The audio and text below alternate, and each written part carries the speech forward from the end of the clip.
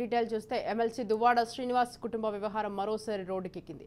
దువ్వాడ శ్రీనివాస్ను కలిసేందుకు శ్రీకాకుళంలో ఆయన ఇంటికి వెళ్లిన ఇద్దరు కుమార్తెలు ఆయన కలిసే అవకాశం లేకుండా పోయింది. మధ్యాహ్నం నుండి రాత్రి వరకు ఇంటి ముందు ఎదురు చూసినా కనీసం గేట్లు తెరవలేదు. కాలింగ్ బెల్ కొట్టినా గేట్ కొట్టినా కనీసం లోపల ఉన్నవారు స్పందించలేదని ఆవేదన వ్యక్తం చేశారు.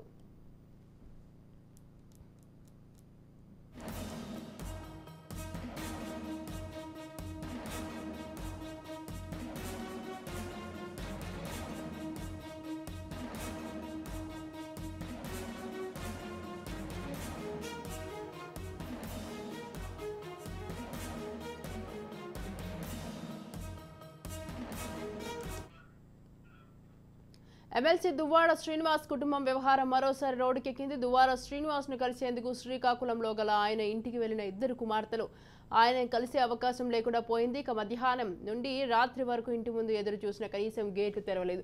కాలింగ్ బెల్ కొట్టినా గేటు కొట్టినా కనీసం లోపల ఉన్నవారు స్పందించలేదని ఆవేదన వ్యక్తం చేశారు. రైట్, ఈ విషయంపై మరింత సమాచారాన్ని మా ప్రతినిధి మణికంఠ ఫోన్ లైన్ లో ఉన్నారు. Manikanta, good morning Swathi. YCP MLC Duvvada Srinivas కుటుంబ వివాదం ఇప్పుడు రక్కెక్కిందని చెప్పుకోవాలి.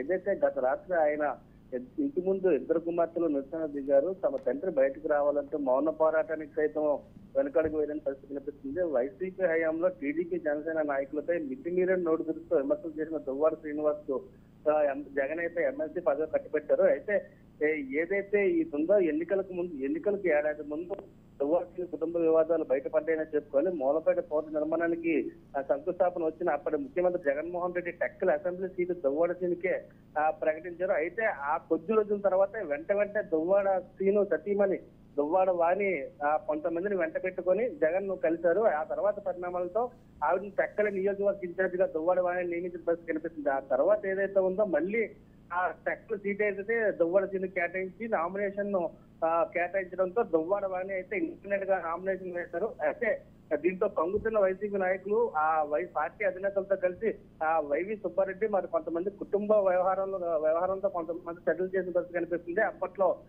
సీను అంతర్గత ఒప్పందానికి కట్టుబట్ల సమాచారం కూడా ఉంది స్వాతి. అయితే కొన్నాళ్ళ కిందట దువ్వాడ సీను అక్కవరం వద్ద సొంతంగా ఒక సొంత ఇంటిని నిర్మించిన పరిస్థితి కనిపిస్తుంది. అక్కడ మరో మహిళతో కలిసి ఉన్నట్లు కూడా ప్రచారం జరుగుతుంది. అయితే దువ్వాడ శ్రీను అటు దువ్వాడ సతీమణి వాణికి కూడా హైందవి నవీన్ అనే ఇద్దరు కుమార్తెలు ఉన్నారు. దువ్వాడ శ్రీను ఇంటి ముందు కుమార్తెలు కారులో కూర్చొని చాలాసేపు ఉన్నారు. ఏదైతే నిన్నటి వివాదంలో ఏదైతే పెద్ద కుమార్తె భర్త తాలూకా మా నాన్నగారు చనిపోయినప్పటికీ కనీసం పరామర్శకు కూడా రాలేదని హైందవి అయితే చెప్పిన పరిస్థితి కనిపిస్తుంది. మరో పక్క చూసుకున్నట్టే తన తండ్రికి అదే విధంగా తల్లికి కూడా విడాకులు జరగలేదు. ఎటువంటి లేకుండా తమ తండ్రి తమకు కావాలని మౌన పోరాటం దిగుతున్న పరిస్థితి కనిపిస్తుంది Swathi. Right, thank you Manikanta. Thanks for the details.